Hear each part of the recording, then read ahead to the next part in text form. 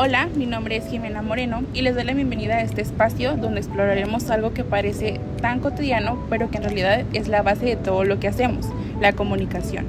Hoy vamos a hablar de los fundamentos de la comunicación humana y sobre todo de por qué resulta tan esencial en el área médica, porque sabemos que no solo se trata de transmitir información, pues sino también de escuchar, conectar y comprender al paciente y generar confianza.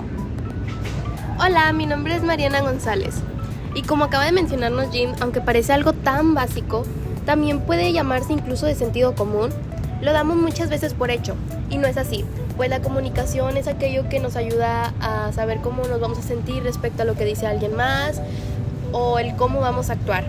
Y de hecho el cómo actuar viene muy relacionado a la medicina, pues esto se relaciona con que el paciente pueda tener un tratamiento exitoso o incluso pueda tener errores. Muchas veces esto puede llegar a la muerte o a situaciones mucho más graves como empeorar la salud del paciente.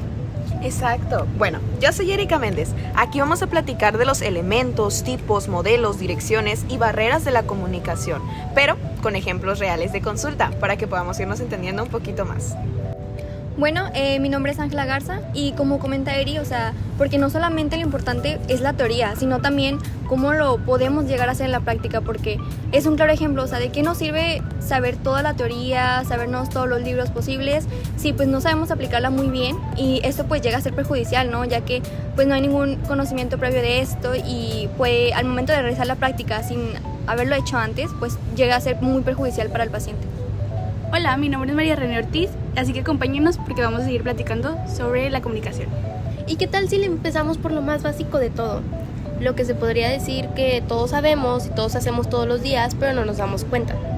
Para esto tenemos varias secciones, como lo que podríamos decir lo que es un emisor, un receptor, el mensaje como tal, el canal por donde se está transmitiendo este mensaje, el código, es decir, el lenguaje, el idioma, o incluso podemos agregar algo más, ya hablando un poquito más de la salud, la retroalimentación.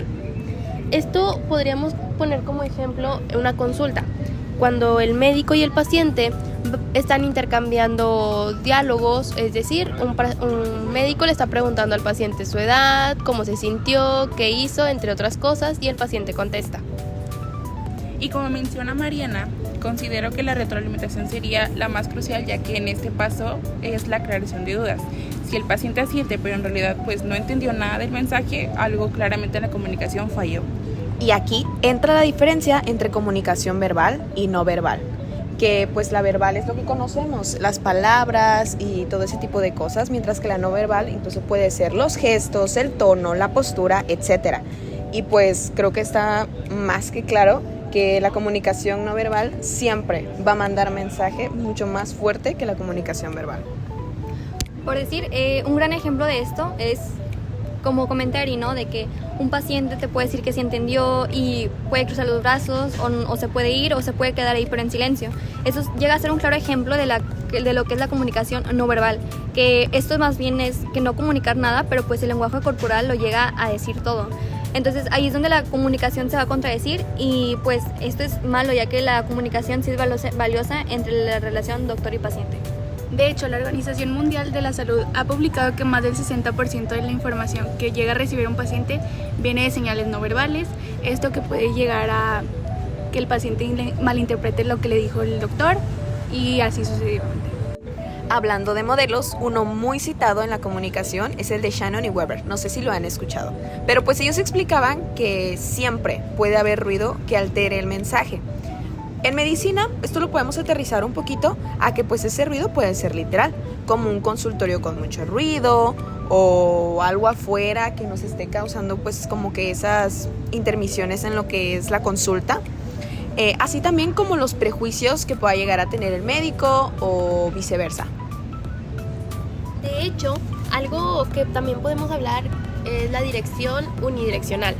¿Qué quiere decir esto? Pues muy sencillo, como su palabra lo menciona, uni de uno y direccional a quien se dirige. Es decir, que solo una persona está hablando. Un ejemplo muy común del día a día es cuando tu mamá te manda a la tienda. Te da indicaciones tras indicación de lo que vas a traer y no tienes oportunidad de hablar. E incluso pues no creo que quieras hablarlo. Pero si nos enfocamos en el área médica, es como cuando el doctor te está dando el tratamiento. Es decir, no preguntas ni nada, solo escuchas. En cambio, igual existe la comunicación bidireccional, que pues considero que es la más efectiva. En esta, pues el paciente y el médico dialogan. Incluso el profesor Jonathan Silverman, que enseña comunicación clínica en Cambridge, ha insistido en que la consulta debe verse como una comunicación compartida, no solamente en la que exista un solo emisor como el doctor.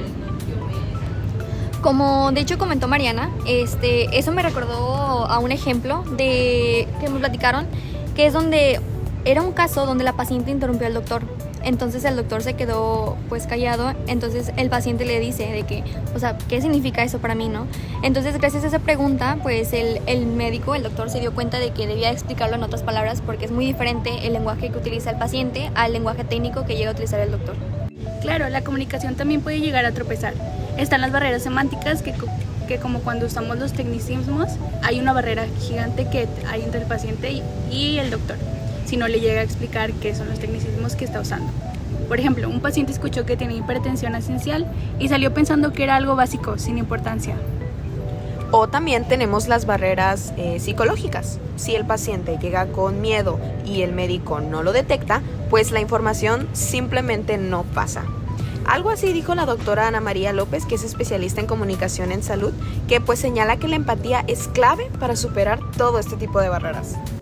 También tenemos barreras que no son muy vistas, pero son muy comunes, como la barrera cultural. Un ejemplo muy claro de esto, me acordé de un capítulo de Grey's Anatomy, donde un testigo de Jehová ocupa donación de sangre.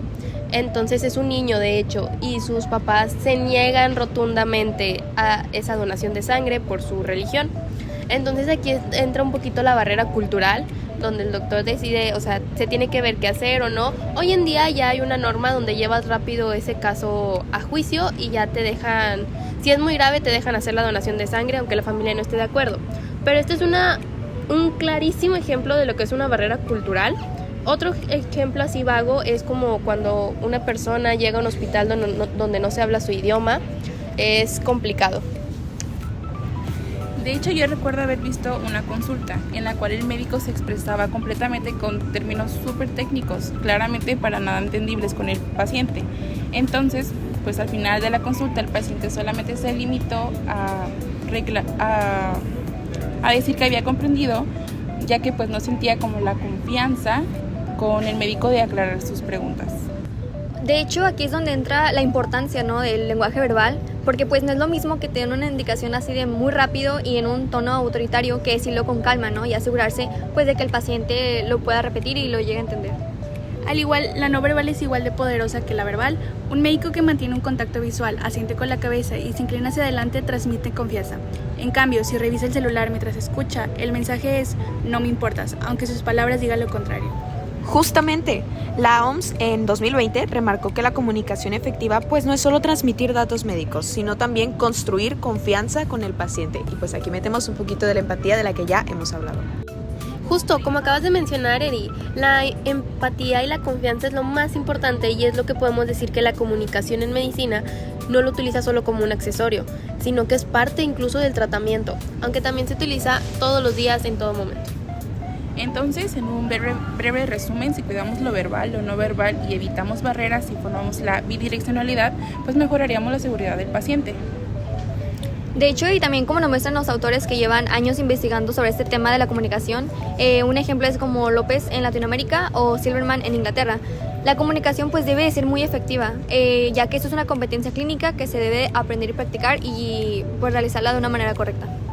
Al final, escuchar, observar y hablar con claridad es tan importante como cualquier medicamento. Y con esto cerramos este episodio. Muchísimas gracias por escucharnos. Esperamos vernos luego.